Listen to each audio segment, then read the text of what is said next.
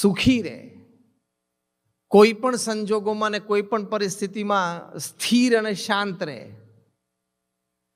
પરિવારમાં કોઈ પણ સંજોગો પ્રસંગો ઊભા થયા છતાં પરિવારમાં સંપ અને એકતા રહે એ ખૂબ જરૂરી છે. પણ આપણે વિષયમાં પ્રવેશ કરીએ પહેલાં કદાચ તમને પહેલો વિચાર એ આવે કે અમે સંતો છીએ, અમારે પોતાનો પરિવાર નથી. જે એક પરિવાર હતો અમે છોડીને આવ્યા છીએ. અમારો પોતાનો કોઈ બાયોલોજિકલ પરિવાર નથી, કારણ કે અમે બાલ બ્રહ્મચારી છીએ. અમે કંઈ બીજો નોકરી ધંધો વેપાર બહુ કર્યા નથી. એટલે પહેલો પ્રશ્ન એ થાય કે આ વિષય ઉપર બોલવાનો અમને અધિકાર કેટલો? કારણ કે જે વાતનો તમને અનુભવ ના હોય એ વાતની શરૂઆત કરવી એ પણ કદાચ અસ્થાને ગણાય. પણ એક બહુ જ સરસ પુસ્તક મેં કોરોના કાળ દરમિયાન વાંચ્યું. I think it was 2020. એ પુસ્તકનું નામ હતું ટ્રિલિયન ડોલર કોચ. $1 million નહીં, $1 billion નહીં, $1 trillion કોચ. આ પુસ્તકમાં એક ફૂટબોલર અને ફૂટબોલ કોચે આઈટી એક્ઝિક્યુટિવ્સને ટ્રેન કર્યા છે એની વાતો લખી છે. હવે ફૂટબોલ અને આઈટી બંને ક્ષેત્રને કોઈ રીતે ભેગું થાય? પણ આ પુસ્તકમાં લખ્યું છે બિલ કેમ્બેલ નામના એક પ્રોફેશનલ ફૂટબોલર, અને પછી એમનો રમતકાળ પૂરો થયો એટલે પછી એક કોચ બન્યા. એમણે આઈટી એક્ઝિક્યુટિવ્સને ટ્રેન કર્યા, એ પણ સામાન્ય નહીં. ગૂગલ કંપનીના માલિક લેરી પેજને ટ્રેન બિલ કેમ્બેલે કર્યા છે.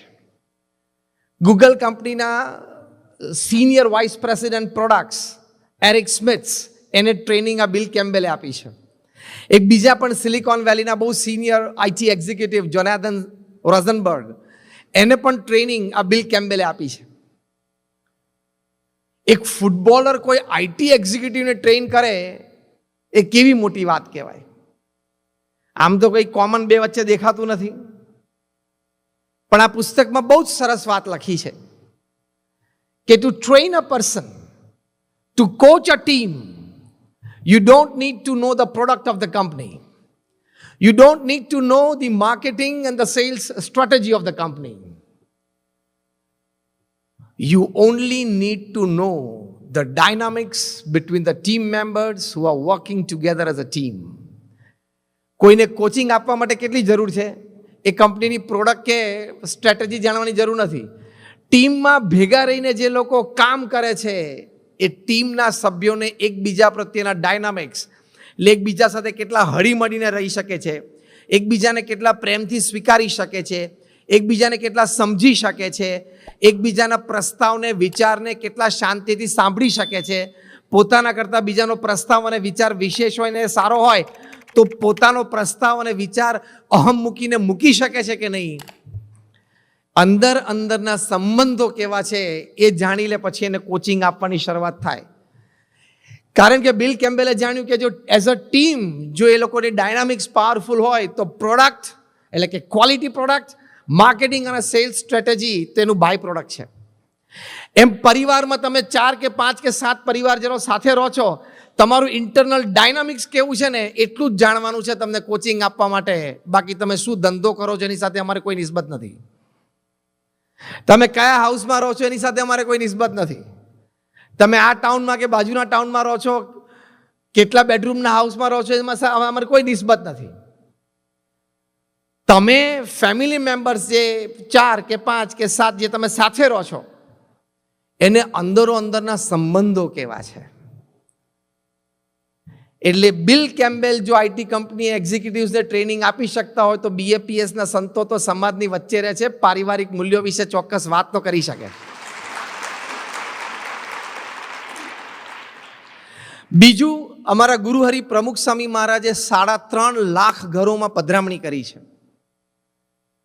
એ પરિવાર સાથે બેસીને એના પ્રશ્નો સમજ્યા છે, એ પ્રશ્નોના સમાધાનને ઉકેલ આપ્યા છે, અને એ સમાધાન અને ઉકેલ પ્રમાણે જે પરિવારો ચાલ્યા સુખી થયા છે.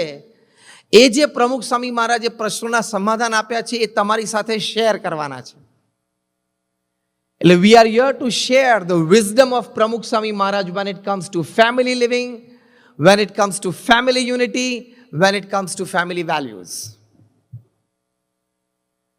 એ દ્રષ્ટિએ આપણે મારો પરિવાર સુખી પરિવાર એ સંબંધી થોડો વિમર્શ કરવો છે. તો પ્રથમ અગત્યની વાત છે, જો તમે તમારા પરિવારને સમૃદ્ધ કરવા માટે વેપાર ધંધો કરો છો એટલે એ સંબંધી આપણે વાત કરવાની નથી. તમે બધા જ તમારા સંતાનો સારામાં સારો અભ્યાસ પ્રાપ્ત કરે એની માટે પ્રયત્નશીલ છો એટલે એ સંબંધી આપણે વાત કરવાની નથી. તો કયા સંબંધી આપણે વાત કરવાની છે?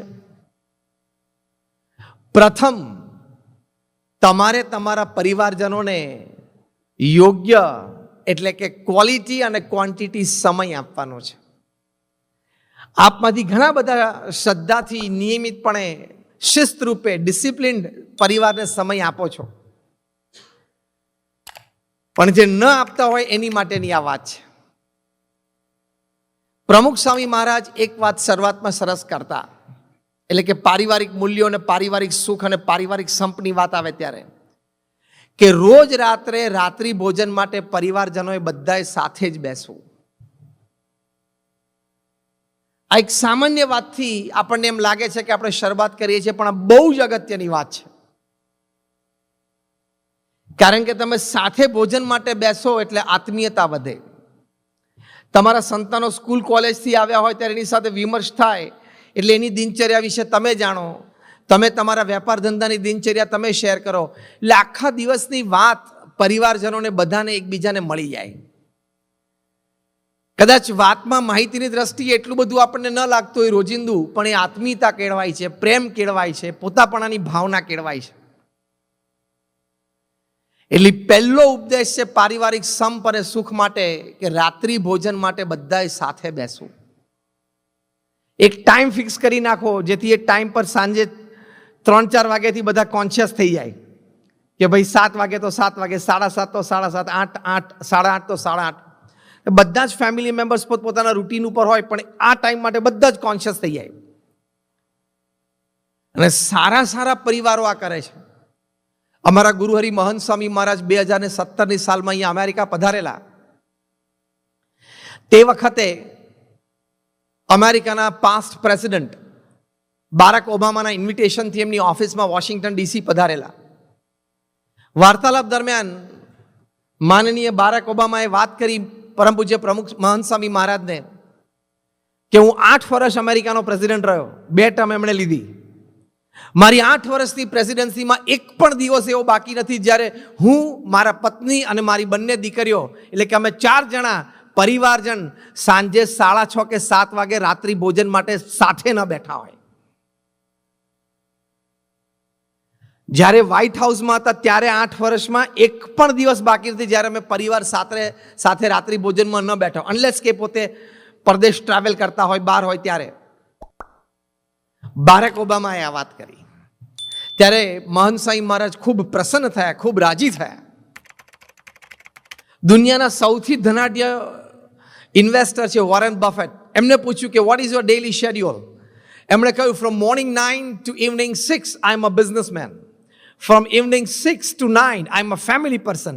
And from evening 9 to 10:30 I am a spiritual entity. કેટલું ફાઇન આખા દિવસનું શેડ્યુલ ગોઠવ્યું છે. સાંજે 6 થી 9 હું પરિવાર માટે જ છું. એમના સંતાનોને પણ ટ્યુશન એમણે જ આપ્યું, એમના ગ્રેન્ડ ચિલ્ડ્રનને પણ ટ્યુશન એમણે જ આપ્યું, એમના ગ્રેટ ગ્રેન્ડ ચિલ્ડ્રનને પણ ટ્યુશન એમણે જ આપ્યું. એમને ટ્યુશનના પૈસા નહીં પોસાતા હોય એટલે ને, અને આપણને ટ્યુશનના પૈસા પોસાય છે એટલે આપણે ટ્યુશન કરવાવાળા બહારથી આવે છે. એમને પૂછવામાં આવ્યું કે why did you personally go for tuition to your children, grand children, great grand children? એમણે કહ્યું કે એટલો ટાઈમ હું એમની સાથે સ્પેન્ડ કરી શકું, એટલો સમય વિતાવી શકું, તો મારે મારા સંતાનો, પછી મારા પૌત્રો અને પછી મારા પ્રપૌત્ર, એમની સાથે આત્મીયતા થાય, એની સાથે લગાવ થાય, અટેચમેન્ટ અને જોડાણ થાય. આવા સારા મોટા પરિવારો આવું વિચારે છે. તમે બધાએ કુમાર મંગલમ બિરલાનું નામ સાંભળ્યું હશે. He is the chairman of the Aditya Birla group. લગભગ 7 લાખ કરોડ રૂપિયાનું આ કોંગ્લોમેરેટ છે. દે make everything from salt two software. અને દુનિયાના 80 કરતાં વધારે દેશોમાં એનું પ્રેઝન્સ છે. કુમાર મંગલમ બિરલા એમના ધર્મપત્નીનો ઇન્ટરવ્યૂ લેવામાં આવ્યો અને એમને ટાઈમ્સ ઓફ ઇન્ડિયાએ પૂછ્યું કે તમે who's who of the town છો, સાઉથ મુંબઈમાં રહો છો, તમારે કેવી રીતે તમે ટાઈમ એડજસ્ટ કરો છો, office time, travel time, meeting time, work time, family time, અને તમે હુઝ હુ છો એટલે સાંજે 2-4 જગ્યાના ઇન્વિટેશન હોય રોજના. ત્યારે કુમાર મંગલમ બિરલાના ધર્મપત્નીશ્રીએ કહ્યું કે આનો ઉત્તર હું આપું. અને ટાઈમ્સ ઓફ ઇન્ડિયાના પત્રકારને કુમાર મંગલમ બિરલાના ધર્મપત્ની ઇન્ટરવ્યૂ માટે સાથે જ બેઠા હતા. એમને કહ્યું કે it is a custom in the Birla house that at 8 p.m. everybody has to deposit their mobile with the mother and sit for dinner. અમારા બિરલા પરિવારમાં રિવાજ છે કે રાત્રે 8 વાગે અમારે અમારો મોબાઈલ ફોન માતૃશ્રીને જમા કરાવી દેવાનો અને ડાઇનિંગ ટેબલ ઉપર બેસી જવાનું. ટાઈમ્સ ઓફ ઇન્ડિયાના પત્રકારને બહુ આશ્ચર્ય થયું કે what do you do after that, as if life does not exist without a mobile after 8 p.m. Actually એવું જ છે. 8 વાગ્યા પછી કે રાત્રે 9 વાગ્યા પછી તમે કોકના હાથમાંથી મોબાઈલ લઈ લો ને આખી દુનિયાના હાથમાંથી તો અડધી દુનિયા ગાંડી થઈ જાય એમ છે. હા કે ના? કારણ કે મોબાઈલની દુનિયા જ ખુલે છે રાત્રે 8:30-9 વાગ્યા પછી. 8 થી 8:45 રાત્રિ ભોજન માટે ટેબલ ઉપર બધાએ સાથે બેસવાનું. 8:45 થી 9:30 ફેમિલી બધા સાથે બેસીને વાતો કરે, આનંદ કરે, ફેમિલી હિસ્ટ્રી શેર થાય, કોઈ ઇવેન્ટ અપકમિંગ હોય તેનું પ્લાનિંગ થાય. 9:30 બધાને મોબાઈલ પાછો મળે, કન્ડિશન એક ઇમરજન્સી ને અર્જન્સી ચેક કરી લેવાની, બાકી મેસેજ મૂકી દેવાનો, કાલ સવારે 10 વાગે, 11 વાગે, 12 વાગે ઓફિસ છું, આપણે મળીએ અથવા ટેક્સ્ટ કરજો. અને છૂટા પડતા પહેલા બિરલા પરિવારમાં રિવાજ કે દરેક પરિવારજન એક પુસ્તક વાંચવાનું ચાલુ રાખે. રોજ રાત્રે જ્યારે એ લોકો 8 થી 8:45 રાત્રિ ભોજન કરે અને 8:45 થી 9:30 દરેક જે પુસ્તક વાંચતો એમાંથી 5 પાના વાંચ્યા હોય એની વાત કરવાની. એટલે 1 મહિનાના અંતે આ પરિવારમાં દરેક સભ્ય એક પુસ્તક વાંચી લે અને બીજા 5 પુસ્તકોનો સારાંશ એને પ્રાપ્ત થાય. What a culture in the family. આ કેવું કઈ કક્ષાનું કલ્ચર કહેવાય.